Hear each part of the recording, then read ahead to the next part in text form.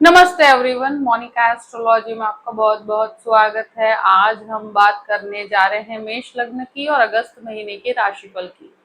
सबसे पहले शुरुआत करेंगे ग्रह गोचर के साथ। सूर्य 17 अगस्त को सिंह राशि में प्रवेश करेंगे। मंगल 28 जुलाई को कन्या राशि में आ जाएंगे, यानी कि ऑलमोस्ट पूरे ही महीने कन्या राशि के अंदर ही मंगल रहने वाले हैं। बुध कर्क राशि में रहेंगे पूरे महीने के लिए। शुक्र 1 से 21 तारीख तक मिथुन में है और 21 तारीख से 30 तारीख तक कर्क राशि में है।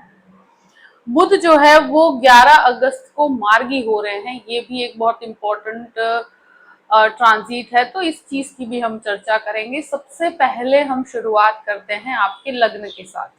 मेष लग्न और लग्न का स्वामी बनता है मंगल, और मंगल इस महीने जो है आपके छठे घर में है। और लग्न का यानी लग्न लॉर्ड का छठे घर में जाना, इन परिस्थितियों में देखा गया है छठा घर होता है रोग ऋण और शत्रु का। तो ऐसी परिस्थिति में व्यक्ति बहुत कोई भी सिचुएशन हो, कहीं पर भी परिस्थितियों में अगर हो, तो काफी फाइटिंग स्पिरिट के साथ आगे बढ़ता है, मेहनत करता है, काफी स्ट्रॉन्ग विल पावर लेकर वो चीजों के आगे लड़ता है, लड़ने की क्षमता देता है। तो डेफिनेटली इस महीने फाइटिंग स्पिरिट बहुत अच्छा रहेगा। ऐसी परिस्थिति में मैं एक ही चीज कहूंगी कि आपको सबसे ज्यादा अपने काम पर फोकस करना चाहिए। और इस समय के अंदर अगर कोई भी नई सिचुएशन को एंटर करना है, नई जॉब के लिए ट्राई कर रहे हैं, तो थोड़ा सा कॉम्प्रोमाइजिंग अप्रोच के साथ ही आगे बढ़ना होगा, क्योंकि कहीं पर भी संभावनाएं अगर बनने वाली है तो वहां छोटे मोटे कॉम्प्रोमाइजेस के साथ ही आपको इसमें परिस्थितियों में सफलता मिलेगी। तो ये महीना एक तरह से कहा जाए कि एफर्ट्स के बाद सफलता का है। सेकंड हाउस की बात करते हैं। सेकंड लॉर्ड जो है वो तृतीय स्थान में और फिर चतुर्थ स्थान में है, शुक्र की परिस्थिति। तो ऐसी परिस्थिति में क्या होता है कि फैमिली इश्यूज या फैमिली के साथ कोई भी बातचीत कर कर आप चीजों को रिजॉल्व कर पाते हैं। फैमिली की प्रॉपर्टी से या फैमिली के इश्यूज के बाद चीजों से काफी लाभ भी मिलता है।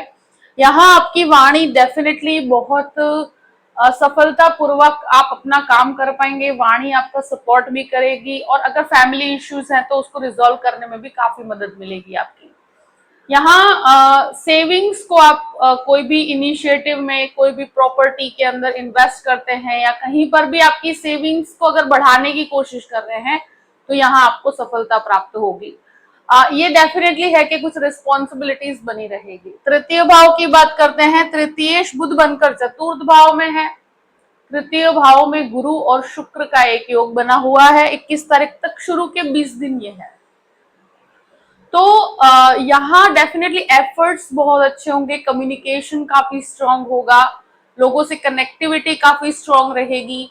जो भी टीचिंग क्षेत्र में है इस समय में उनका परफॉर्मेंस बहुत अच्छा रहेगा।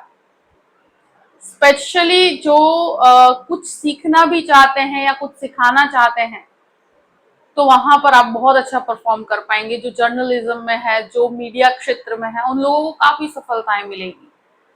इनिशिएटिव से आपको लाभ है। यहाँ पर डेफिनेटली भाग्य के द्वारा भी बहुत सारे बदलाव या बहुत सारे चेंजेस प्राप्त होंगे, पर ये जो भी होगा वो आपके एफर्ट्स के द्वारा होगा, आपके कम्युनिकेशन की वजह से होगा। चतुर्थ भाव की बात करते हैं। देखिए, चतुर्थ भाव में सूर्य यहाँ पर रहेंगे शुरू के 16 दिन तक, और यहाँ शुक्र जो आएंगे 21 तारीख को आएंगे। बुध यहाँ पर कंटिन्यूसली रहने वाले हैं। तो ऐसी परिस्थिति में एक ही चीज कहूं कि शुरू के 11 दिन बहुत ज्यादा विचारशील होने की जो प्रक्रिया है उससे आपको दूर रहना है, क्योंकि ये समय के अंदर आप बहुत सी संभावनाओं को सोचेंगे, बहुत ज्यादा इंटेंस थिंकिंग की तरफ ये लेकर जाता है। तो थोड़ा सा अपने विचारों पे कंट्रोल कीजिएगा, यहाँ नेगेटिविटी हावी ना हो। प्रॉपर्टी संबंधित कार्य में आपको सफलता मिलेगी। प्रॉपर्टी लेना चाहते हैं या प्रॉपर्टी बेचना चाहते हैं, 11 तारीख के बाद की परिस्थितियां आपके लिए फायदेमंद रहेगी। और कहीं पर भी कुछ डेकोरेटिव या घर के अंदर डेकोरेशंस करवाना चाहते हैं, किसी प्रकार का इंटीरियर करवाना चाहते हैं, तो ऐसी परिस्थितियों में 21 तारीख के बाद का समय बहुत ही बेहतर रहेगा उसके लिए। पंचम भाव की बात करते हैं। देखिए पंचमेश जो है चतुर्थ स्थान में और पंचमेश पंचम स्थान में केतु के साथ, यह परिस्थिति स्टूडेंट्स के लिए स्पेशली ये महीना बहुत अच्छा है। जो भी स्टूडेंट्स एक तरह से कहा जाए कि एजुकेशन के लिए कहीं बाहर पढ़ने जाना चाहते हैं या कहीं पर भी कोई कॉलेज में एडमिशन चाहते हैं तो वहां प्राप्ति होगी, मगर जो कोर्स चाहते हैं उसी की तरफ आगे बढ़िएगा। बहुत ज्यादा भटकाव से आपको दूर रहना है। जो महिलाएं कंसीव कर रही हैं तो यहाँ पर 17 तारीख के बाद अपने स्वास्थ्य का भी ध्यान रखना होगा और ट्रैवलिंग को कंप्लीटली अवॉइड करना होगा 17 तारीख के बाद। इस चीज का खास ध्यान रखिएगा। शेयर मार्केट से संबंधित चीजों में एक तरह से कहा जाए कि कैलकुलेटिव अप्रोच के साथ आपको सफलता प्राप्त होगी। बहुत बड़े रिस्क नहीं लेने चाहिए। यहाँ पर डेफिनेटली स्वग्रही सूर्य होंगे तो वो आपके लिए लाभ डेफिनेटली बना के देंगे, मगर फिर भी बहुत बड़े रिस्क उठाने से आपको बचना चाहिए। अब बात करते हैं आपके 6th हाउस की। 6th हाउस में लग्न लॉर्ड है। यहाँ हेल्थ को लेकर कॉन्शियस रहना होगा। डेफिनेटली मंगल छठे घर में जाएंगे तो यहाँ पर कोई भी शत्रु आप पर हावी नहीं हो पाएगा। कहीं पर भी डिस्प्यूट या किसी दो जन के झगड़े में आप बीच में पड़ते हैं तो वहां पर बहुत सतर्क रहना है, क्योंकि एक चीज डेफिनेटली कहूंगी, किसी भी व्यक्ति के झगड़े में पड़ेंगे और ये सब चीजें कहीं ना कहीं आपके प्रोग्रेस को डिस्टर्ब कर देती है। मगर ये डेफिनेटली है कि कहीं पर भी झगड़ा विवाद होगा तो आपका विजय प्राप्त होगा। आप चीजों में फाइट कर पाएंगे, बहुत अच्छे से फाइट कर पाएंगे।